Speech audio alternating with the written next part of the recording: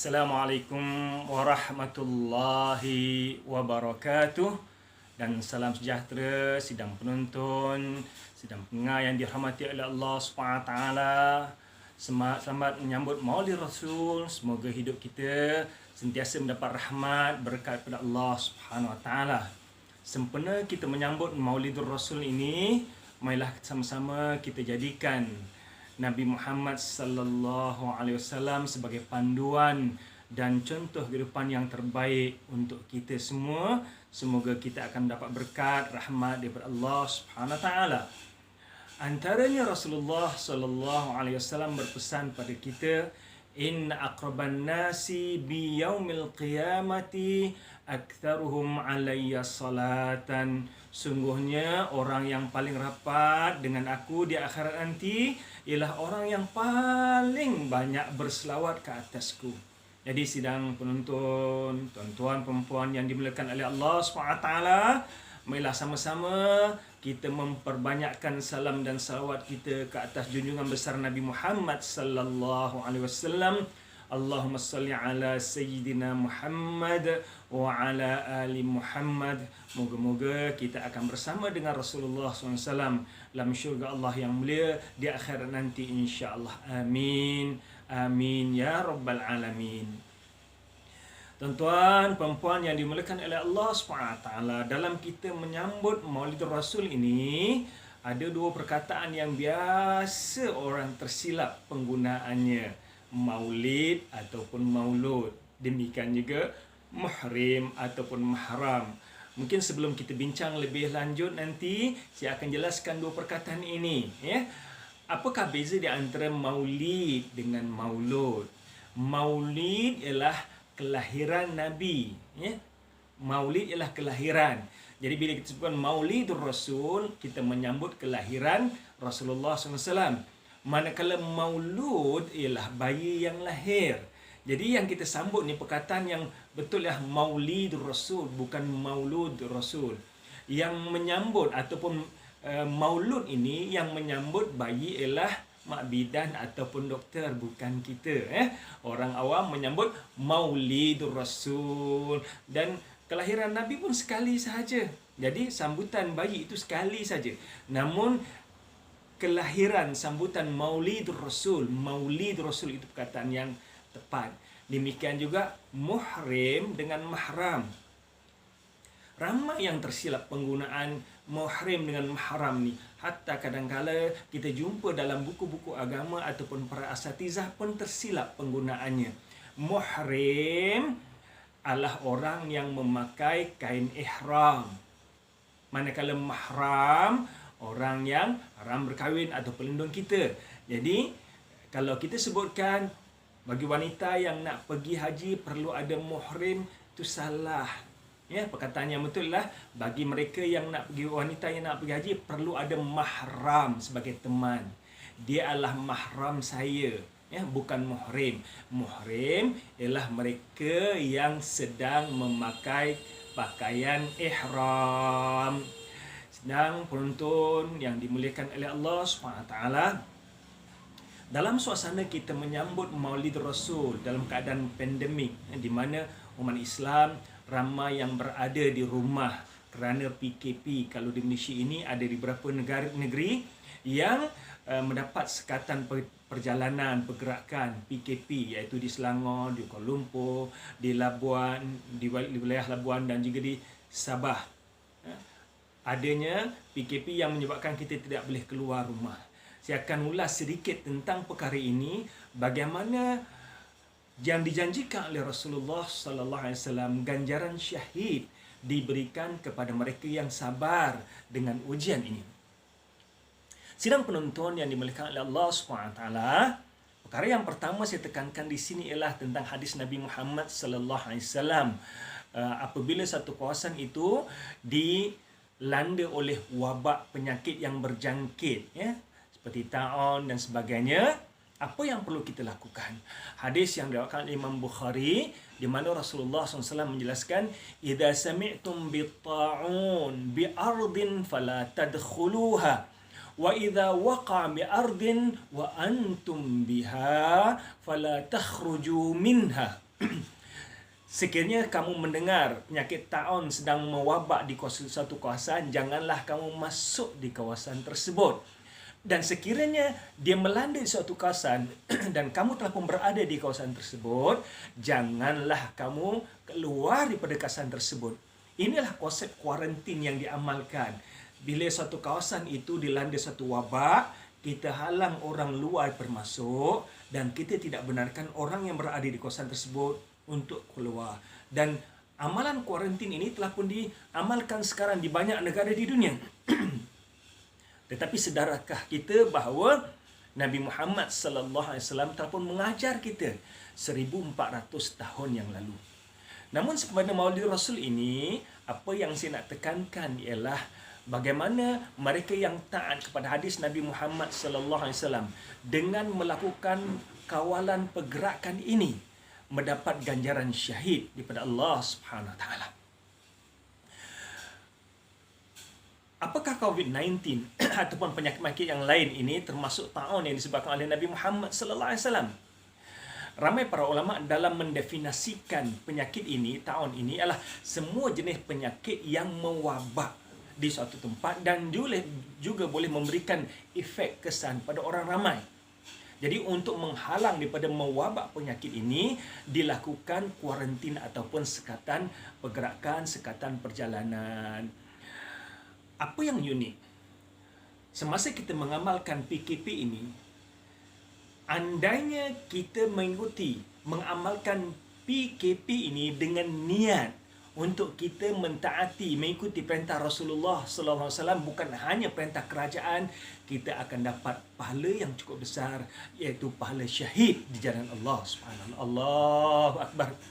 Besarnya amalan ini. Kita lihat ramai rakyat Malaysia yang patuh tunduk kepada arahan kerajaan untuk melaksanakan PKP. Namun seandainya dalam kita melaksanakan ini, kita juga dengan niat memenuhi perintah hadis Nabi Muhammad sallallahu alaihi wasallam, kita akan dapat ganjaran pahala syahid. Bukankah begitu besar ganjarannya? Tuan-tuan sekalian, cuba perhatikan hadis yang diriwayatkan oleh Imam Bukhari. Saya bacakan untuk anda semua. Innahu azabun yab'athu Allahu ala man yasha. وأن الله جعل رحمة للمؤمنين ليس من أحد يقع الطاعون فيمكث في بلده صابرا محتسبا يعلم أنه لا يصيبه إلا ما كتب الله له إلا كان له مثل أجر شهيد. Hadis diriwayatkan oleh Imam Bukhari. Terjemahannya, innahu azabun yab'athullahu ala man yasha. Penyakit-penyakit yang mewabak ini adalah merupakan azab daripada Allah SWT yang Allah hantar kepada siapa yang Allah kendaki. Wa annallaha ja'alahu rahmatan lil mu'minin. Namun demikian, ia juga Allah jadikan rahmat kepada orang yang beriman. Laisa min ahadin yaqau ta'una fayamkuthu fi baladihi sabiran muhtasiban. Barang siapa, tidak ada seorang pun ketika berlakunya penyakit yang mewabak ini, lalu dia fayamkuthu fi baladihi sabiran muhtasiban, lalu dia tinggal duduk diam di negaranya, tidak keluar, mengamalkan kuarantin, duduk diam di negaranya, sabiran muhtasiban, dengan penuh kesabaran, mengharapkan ganjaran pada Allah SWT. Ya'lamu annahu la yusibuhu illa ma kataballahu lah. Dan dia mengetahui bahawa dia tidak akan ditimpa musibah melainkan apa yang telah ditentukan oleh Allah Subhanahu Wa Taala, apa yang telah ditetapkan oleh Allah Subhanahu Wa Taala padanya. Illa kana lahu mithlu ajri syahidin.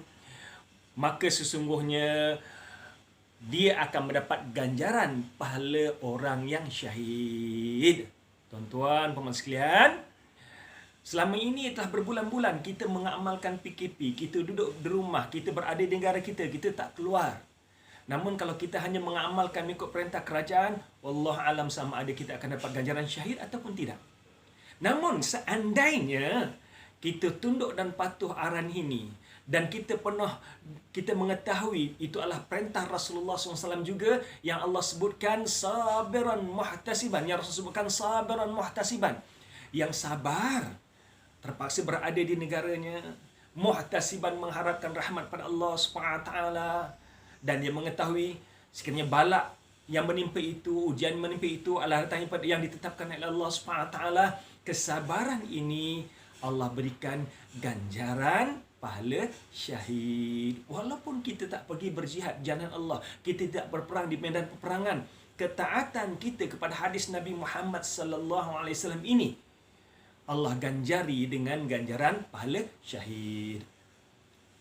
Mungkin ada yang tertanya-tanya, ini hadis ini disebutkan ia tinggal dalam negeri sendiri. Bagaimana kalau orang itu tinggal di rumahnya? Tuan-tuan sekalian, dalam hadis yang lain Rasulullah SAW menjelaskan, hadis diriwayatkan oleh Imam Ahmad, hadisnya hampir sama, cuma beza satu sedikit sahaja. Dan perbezaan ini kita lihat, saya tunjukkan pada tuan-tuan untuk kita hayati.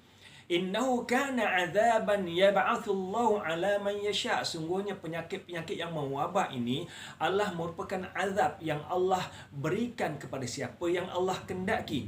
Faja'alahu rahmatan lil mu'minin. Namun demikian Allah juga menjadikan penyakit yang mewabak ini sebagai rahmat kepada orang yang beriman.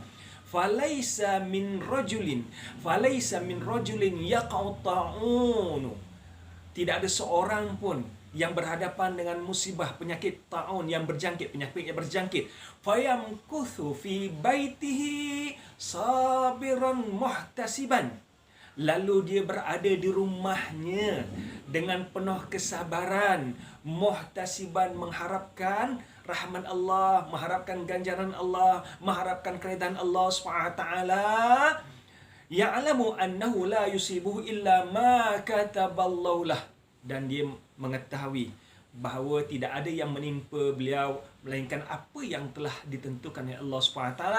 Illa kana lahu mithlu ajri syahidin.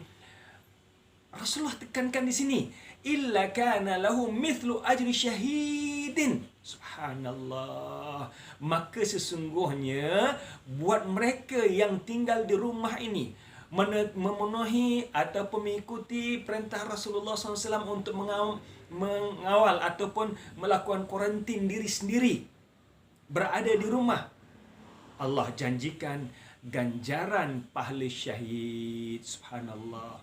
Ganjaran pahala yang besar, iaitu ganjaran syahid, walaupun tidak berjuang di jalan Allah SWT di medan peperangan. Tuan-tuan sekalian, kita sekarang berhadapan dengan pandemik yang telah pun melanda seluruh dunia. Seluruh dunia heboh dengan penyakit ini. Dan apabila diperintahkan untuk kita mengamalkan PKP, laksanakanlah dengan penuh ketaatan, mengikuti hadis Nabi Muhammad sallallahu alaihi wasallam. Semoga kita semua akan mendapat ganjaran syahid. Dalam hadis yang lain Rasulullah sallallahu alaihi wasallam ada menjelaskan asy-syuhada'u khamsatun al-mat'un al-mabtun wal-gharqu was-sahibul hadmi wasy-syahidu fi sabilillah azza wa jalla.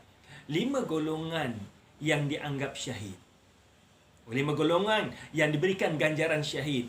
Yang pertama, al-mat'un, orang yang diserang penyakit taun, orang yang mati diserang oleh penyakit taun ataupun penyakit-penyakit yang mewabak. Jadi seandainya kita diuji oleh Allah SWT dengan ujian penyakit-penyakit seperti ini, penyakit yang mewabak, sabarlah dengan ujian ini. InsyaAllah kesabaran itu diganjari dengan pahala syahid.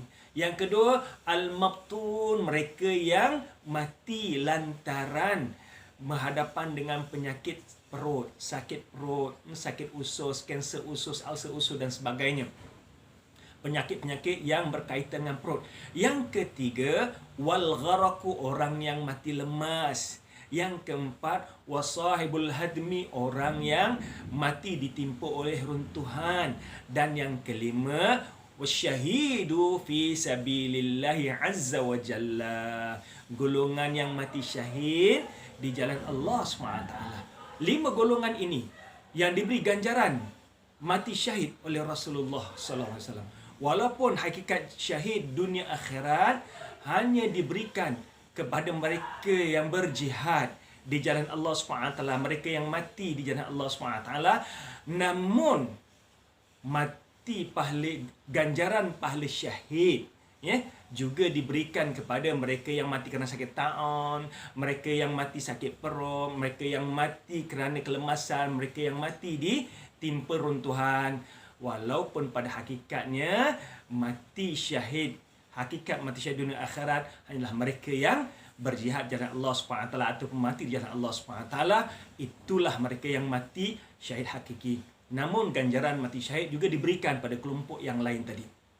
Sidang penonton sekalian, dalam hadis yang lain juga Rasulullah SAW memberikan 5 golongan yang dijanjikan oleh Allah SWT untuk mendapat bantuan pada Allah SWT.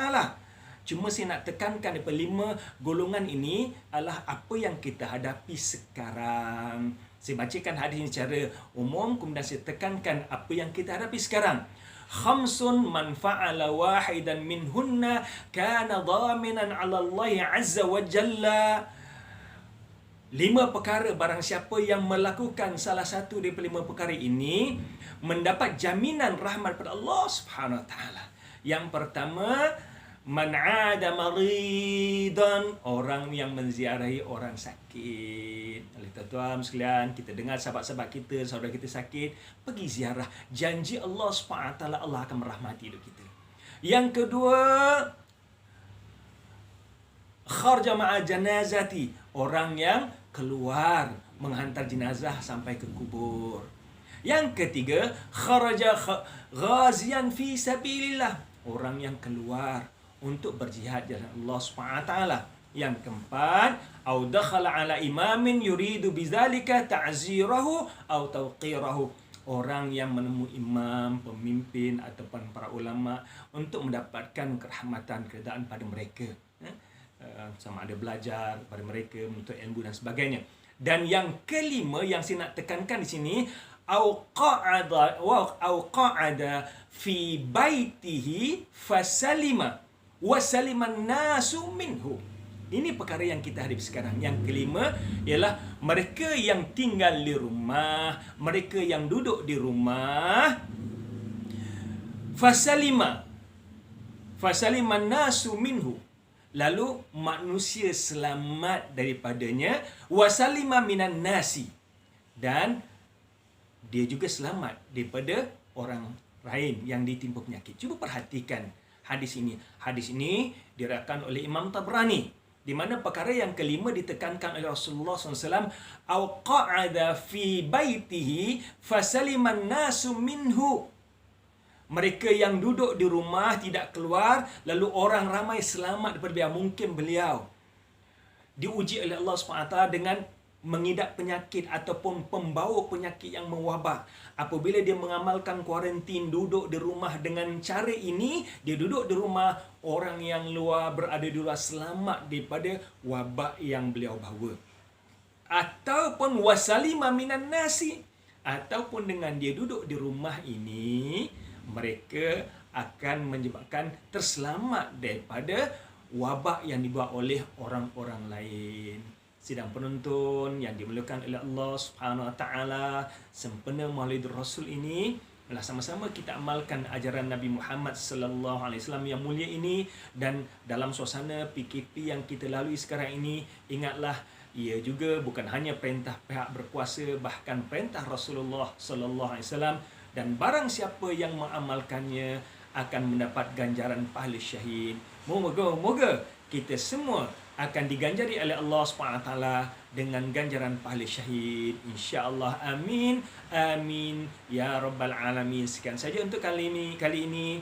Jumpa anda lagi di waktu yang akan datang. Assalamualaikum warahmatullahi wabarakatuh.